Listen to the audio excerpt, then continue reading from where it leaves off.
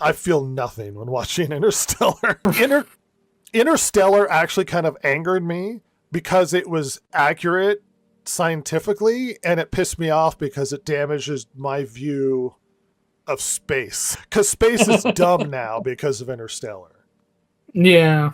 I can't have cool sci-fi now because, I mean, well, you can, but it's like the reality is, no, it's that will never happen like that. Here, it will be much more like the Forever War. Yes. Why don't we do that rabbit hole really quickly? So space is very vast and traveling is almost impossible. And so a lot of sci-fi tries to tackle this by creating fantastical ways of transportation. So you could travel across huge distances very quickly. Star Trek, Star Wars, that sort of thing. And everybody's looked at the stars as like, well, we're going to explore and discover new things, and maybe there are aliens out there. And that was always sort of the romantic view of what space travel could become. But the problem with space travel and the theory of relativity is mass affects time. And much like a marble laying on a blanket, it actually affects time and space around it. And you're like, well, why does that matter? So a planet that's very dense, time travels differently. It's not just how many rotations around its sun or whatever. And they talk about this in Interstellar, where they land and they're not down there very long. They go back up and it's been 7 years. And the guy's been waiting for them. Right. And this makes it so that space travel's a lot more gay, because you can't just go to cool planets and come back. Landing on a planet for 7 minutes could be 7 years or 70. Like, it dramatically changes how cool and explorative space ends up being. Well, it's like, even if we have faster than light travel, that doesn't mean anything. It doesn't mean anything. One planet could have 150 years, and the next one could have 10. So it's like, well, just everything's a nightmare. Everything is a nightmare. We wouldn't be able to land on planets. See, that's the problem. Space travel, and planets would have to be of similar density to ours for us to be rationally interacting with those places. Yeah, well, it's like you couldn't have a galaxy-spanning empire unless they're all, really close to Earth size and density. Because otherwise, you could have whole revolutions and empires rise and fall on that planet and have them say, like, no, we're not a part of you. And like, oh, there's like, everything's changed. Like, everything's completely changed on that planet. We have no control over it. Like, it's a nightmare. Like, genetically, they're different. Like, everything. Culturally, they're not even the same anymore. Which the book The Forever War kind of deals with, where a man keeps surviving this intergalactic war, and he literally sees humanity change throughout it. And anyway, so it's like, it just can't happen now. Like, if you think about it in a truly scientific, rational sense, it's like, that can never happen. And all sci-fi is wrong. All sci-fi is wrong now. All of it. Yeah. There's no space travel. There's no Expanse. There's no Babylon 5. There's no Star Wars. There's no Star Trek. All of it is wrong. There's no romantic view of traveling through space and landing on a planet and meeting an alien and getting to know different cultures. No, it's all horror. It's all the terror of the void, and you don't want to land on a planet before it turns you into like an old man trying to, like, messages won't leave out because and Interstellar kind of damaged sci-fi for me for that. I was like, oh, I hate you, Interstellar.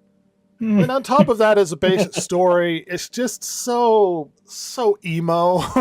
You know what I mean? It just. Yeah, it's just like, I don't enjoy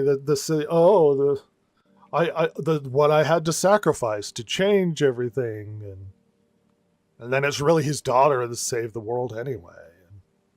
Plus the stupidity of the setup anyway. It's like, no, actually, NASA's wrong. Like, nothing like that ever happened. Like, oh, okay, all right. Well, and he goes and plays the space piano to talk to his daughter through the bookshelf. And it's just really stupid. That isn't. Wasn't it suggested when he goes to the black hole that, like, evolved human, like, energy entities are what intercepted to help him out? Oh God, I don't remember. I don't think I've seen Interstellar, to be perfectly frank with you. Or if I have, I didn't finish it. Yeah, it sucks. It's really bad. So it's kind of like Deep Space Nine, but dumber. in Yeah, that sense. worse. Yeah, much There's worse. wormhole entities. Yeah. Well, it's because he goes into the black hole, and then something intervenes to help him out so that he can communicate with his daughter through the infinite space piano, the great space string instrument. Yes. Yeah, I'm not a fan, and it's just Christopher Nolan makes interesting movies because Interstellar is an interesting movie. It is. Yeah. It's just more complicated than it needs to be. And Yeah, and that's one of the least complicated ones. I mean, yes, like you mentioned like Memento and Tenet and like just well, Dark Knight Rises is a mess. It's just it is such a mess. Yeah. And then you have The Dark Knight, and there's genuine. Even one of his most praised films has got like storytelling problems and filming problems. Like he breaks certain rules when it comes to action scenes that actually confuse the audience more than help the audience. Because he just, well, it's like, well, he's one of the great auteurs, and it's like, well, understand the basic rules when it comes to filming action and stop flipping the camera around so everybody's not entirely sure which direction the freaking car is going. Anyway, I get it. There's Nolanites out there that are fully obsessed. Oh, and it's a problem. Like, I mean, they just won't listen to anything critical about this. I mean, I don't like it. Just trust him, dude. No, he's never had a miss. Well, never. See, Ross had an interesting interaction on Instagram with a lady that was kind of getting overly obsessed and upset with people criticizing the Odyssey based upon the trailers, which are there as an advertisement for the movie. But what was your experience on Instagram there, Ross? Well, so it's a movie page that I follow, and whatever. It's a newer one that I started following in the last couple months, maybe. And yeah, she like posted this video just about like it's my most anticipated movie. I cannot wait, and the controversy around this is totally BS. Nolan has truly earned the right to make any movie he wants. We need to trust him as a filmmaker. He's literally never let us down. Never? Dark Knight Rises fucking sucks, dude. Like I just posted like, well, the trailer is meant to make me excited for the movie. Like if the trailers make me think the movie looks not good, that is not my fault as a viewer. I'll get to your comment in a second, but she replies like, I guess that's fine. I just think it's bizarre that our best working filmmaker is being doubted. Nolan has always delivered. Why would this be any different? And I just said, at the end of the day, he wants our money. He has not convinced me to part with it. Red had a fun comment. Being very, he definitely doesn't know me. Kind of a moment. He's like, I agree with this stranger. It is not my job to give the movie the benefit of the doubt. It's the movie's job to convince me to see it. Based on the trailer they put out, it's going to be a pile of dog crap. I want good movies. I hope it's good. Their advertising said it's bad, so I won't see it. It's too bad the commenter above me is so gay. Yeah. Referring to me. Yeah. So it's just like the comments are filled. Like section is filled with this kind of like, well, it's mythology. There's nothing to be accurate about, which we'll get to, I'm sure. Gosh. Like the issue is people with the Odyssey is that people are media illiterate. If it's not as accessible as Project Hail Mary, then they reject it. But what does that have to do with media literacy? Well, no, and yeah, okay, media literacy. Hey, this is supposed to be set during ancient Greek times, right? Like very ancient Greek times, like before 300 and the Spartans and the Peloponnesian War, before all that shit. We were talking very early Bronze Age. Old. Yeah, and why do they have brutalist fucking architecture? Why does the Mediterranean look like armor? a fucking bog?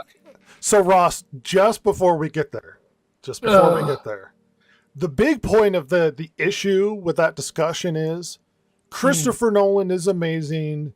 We should trust him blindfold. Is essentially what we're being told. And it's like, why?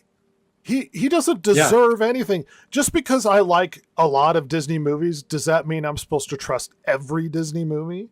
We're talking about this like it's some sort of faith-based way of viewing things. We should believe in Nolan. Believe that he Mhm. will do the right thing. Believe that he is going to make good, because every movie he made has been good. Guess what? I liked Oppenheimer. I didn't love Oppenheimer. In fact, Oppenheimer's kind of boring and dumb at points. Yeah, Yeah, I get, and it's like, well, your opinion's in the minority, and it's like, maybe, we'll see. maybe, I mean, he's definitely riding the Oppenheimer wave, right? yes, And the thing is, I mean, look, what's one of my favorite movies ever? It's Blade Runner, right? yeah, Ridley Scott's also made amazing movies like Black Hawk Down, one of my favorite movies when I was a teenager. yeah, Not every movie he's made's fucking amazing. Like we yeah. He's know made this a lot about. of his Like later life. He kind of got lazy. I mean, and people thought his period like after the failure of Blade Runner was rough. Jesus Christ, they had no idea what the fuck was coming. Like, oh no, the 2010s and 2020s are going to be horrible for this man. Like, Yeah, just Napoleon's terrible. wait. Terrible. Thing is I that mean, Gladiator 2 this is latest just awful. counting is I mean, that ugh. Christopher Nolan, no matter how many wins he has amassed up to this time, he can still produce a stinker. He's not perfect. So there's Very no human. way that he could have a perfect record. Now, let's say that this movie is a hit. Well, that just proves that he did he did a really good job this time.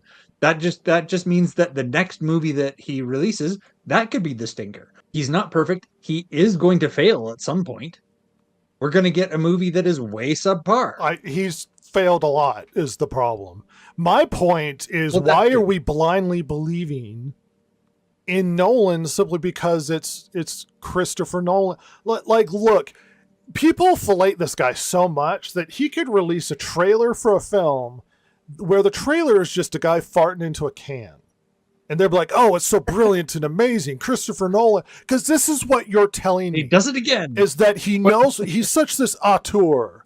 He got authentic cans.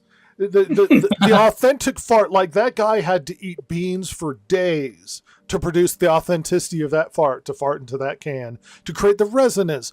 The IMAX sound created from the bouncing of the fart from the can. Like, this is the amount of cope that they would go through to defend something that he did, because he can't fail. Because Christopher Nolan is a religion, and we all sacrifice our children in his name onto the altar of stupid shit movies. Well, and I did see somewhere that somebody estimated that this movie would make around 4 million just on the Christopher Nolan crowd itself and nothing else. So, Well, we are still way ahead of discussing sort of where the movie's going to go. I'm just discussing the people getting ahead of any disagreement and picking a fight over, well, we're just supposed to believe in it. What do you mean we're supposed to believe in it? don't believe what your lying Yeah. eyes are seeing. Believe in Nolan. Believe in Nolan. Believe, but start the- seeing Nolan. We're going to be the that trailer's just the trailer. we're going to be that religious sect where we start hitting ourselves in the head with boards. It's a brilliant religious sect. I love it.